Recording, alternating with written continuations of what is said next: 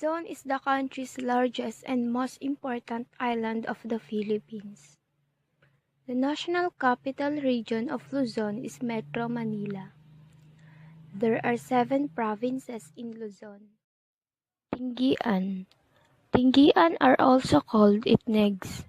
Itnegs and Tingians are generally from Abra. Itneg is also descriptive of their location because Tineg is a source of water. Religion is a very important component of their lives. It is a part of their culture because it shapes culture and behavior. Church is one of the places where values and being formed. They serve as a guide to do what is morally accepted in the society or not. Layug is a celebration of memorial death. It is done a year or more years after the death of a person whose death memorial is celebrated. Boyon is a ritual to know the whereabouts of lost personal belongings, attire, tools, animals, or to know the cause of an illness. Inaluyon, this is a way of working together. It is usually done when a particular work demands a big group to finish it, like house construction. This is also practiced when a community project requires labor from community members. Layug Gipas is a birthright performed for the bright future of the child. Pinakiulog rite is practiced on the 5th day or the 2nd day of the newborn. Ibal is a healing ritual performed by a medium by praying a diyam or dimdimi to assure recovery. A pig or a rooster for this ritual.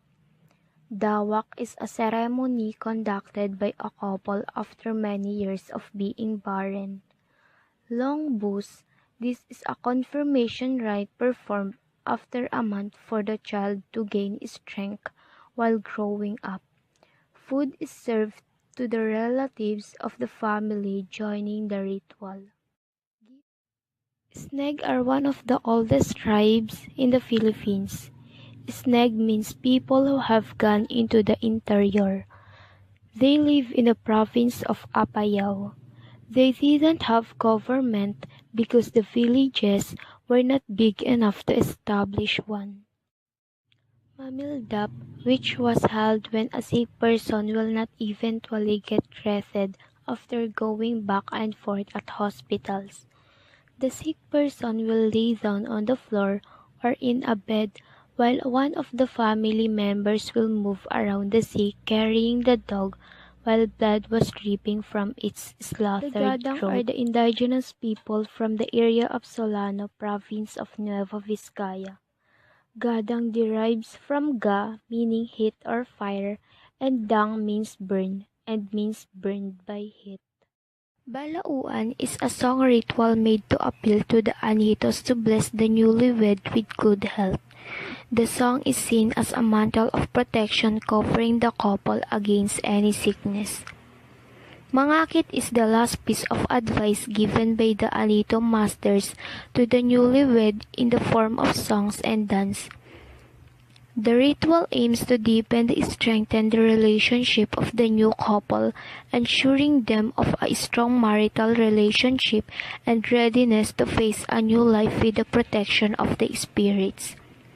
Matakilala is a marital ritual where the dalag or fine rope is placed individually on the forehead of the new couples to exorcise the spirits of sickness or problems that descended on them. Palancing is a ritual of child initiation into the rites of the Anito. The ritual is culminated by placing a food offering and tying a sacrificed chicken at the center of the roof as peace offering of continued protection and abundant blessing. Kayaw is a ritual done in recognition of a person's change of status or lifestyle.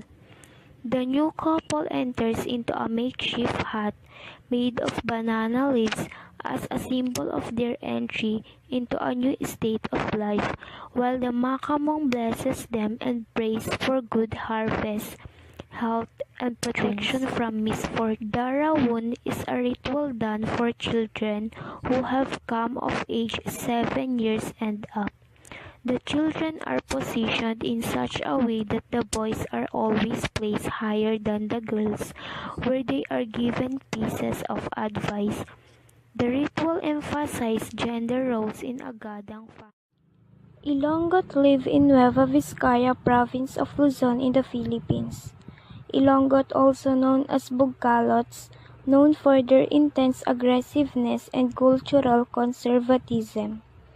Ilonggot acquired knowledge of the outside world, amazed experience there, and returned in order to share their knowledge, adventures, and feelings in a public oratory in order to pass on their knowledge to others.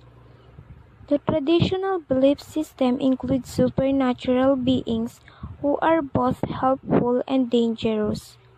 Illness is conceived to be caused by supernaturals who lick or urinate on the individual, by deceased ancestors, or by supernatural guardians of fields and forests who become angered by human destruction of what they guard. Aita tribe is one of the most widespread ethnic groups in the Philippines. Aita women are known around the country as experts of herbal medicine. There are different views of dominant character of the Aita religion. Those who believe they are monotheistic argue that various Aita tribes believe in a supreme being who rules over lesser spirits or deities, with the Aita of Mount Pinatubo worshipping Apona. The Aitas are also animists. For example, the Pinatubo Aita believe in environmental spirits. They believe that good and evil spirits inhabit the environment, such as the spirits of the river, sea, sky, mountain, hill, valley, and other places. No special occasion is needed for the Aita to pray, but there is a clear link between prayer and economic activities. The Aita dance before and after a pig hunt. The night before Aita women gather shellfish, they perform a dance which is partly an apology to the fish and partly a charm to ensure the catch. Similarly, the men hold a bee dance before and after the expeditions for honey. The Aitas are skillful in weaving and plaiting. Women exclusively weave winos and mats. Only men makes armlets. They also produce raincoats made of palm leaves whose bases surround the neck, and whose topmost part spreads like a fan all around the body. Visayas is commonly referred to as Central Philippines. Visayas is one of the 3 geographical divisions of the Philippines. The other 2 are Luzon and Mindanao. Altogether, these 3 divisions are known as Luzviminda. Sama Abaknon are found in the San Bernardino Strait in Capul Island of Northern Samar. They are also known as Abaknon, Capul, Capuleno, and Sama. Sama groups are located in the Sulu and Tawi-Tawi in Mindanao, yet the island of Samar, which is part of the Visayas, belong to the subgroup. The Sama are engaged in both fishing and exporting fish. They are also produce copra and rice. Bantoanan are people from Banton Island, actually reside mostly in Calatrava and Concepcion in Romblon, an archipelagic province of Mimaropa region. The name Bantoanon comes from the island of Banton in Romblon province, where they live, but some Bantoanons came from the island of Simara and Sibale. The Bantoanons are a health-conscious people, and most of them consider that health is wealth. The Bantoanons are easily identified by their last name, which usually start with the letter F. They speak a local dialect called Asi. Bantoanons value education, as most of them consider it a way to improve their lives. They are friendly, fun-loving. Bisaya are the part of the wider Visayan ethno-linguistic group, which constitute the largest Filipino ethno-linguistic group. They have created their own kind of music called OKM, Original Kinaraya Music.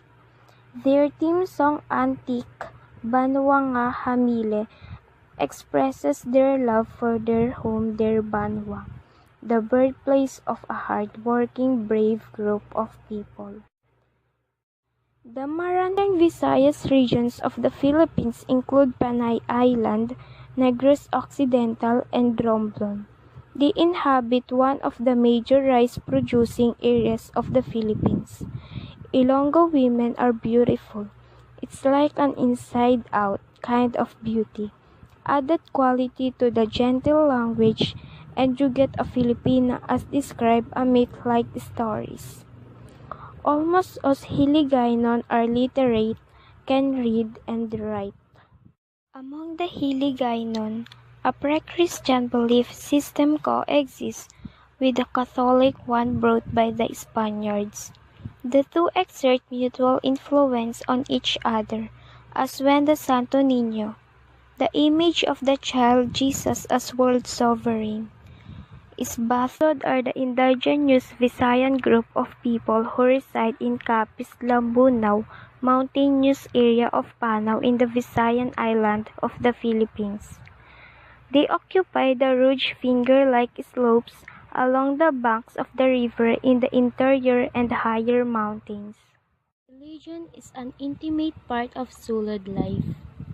Every activity in his conformity to the wishes of the spirit and deities, and the Sulud does everything within his power to please these divinities, even to the extent of going into debt in order to celebrate a proper ceremony for the chief spirit known as Diwata.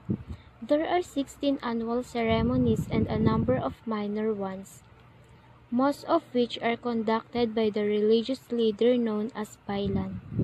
Men and women appointed and whose sole functions are to communicate with the preeminent spirits during seances and interpret dreams and omens relative to well-being of the communities.